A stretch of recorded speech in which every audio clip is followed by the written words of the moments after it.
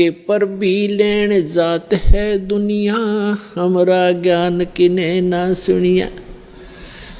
अपर भी लेने जाते हैं, स्नान करने जाते हैं तीर्थों पर। ये तीर्थ क्या है, ये तीर्थ क्या है, ये कैसे निर्मित हुए, इसके विषय में ब्रह्म पुराण में, ब्रह्मा पुराण में बहुत विस्तृत जानकारी है और विष्णु पुराण के अंदर भी। उसमें क्या बताया गया है कि जैसे किसी संत ने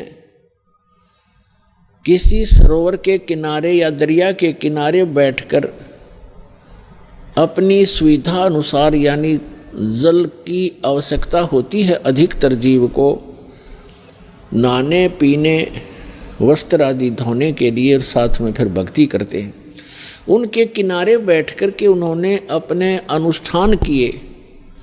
जैसे भी उनको गुरु मिले, जैसा भी वो अध्यात्म मार्ग से परिचित थे, उस आधार से उन्होंने वहाँ भक्ति करी बैठ के।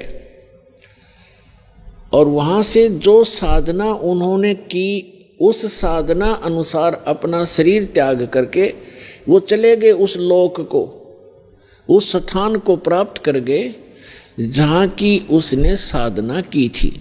अब बाद में उसकी यादगार में उस महापुरुष ने वहाँ शरीर तो छोड़ना ही होता है, उसकी यादगार बना देते हैं।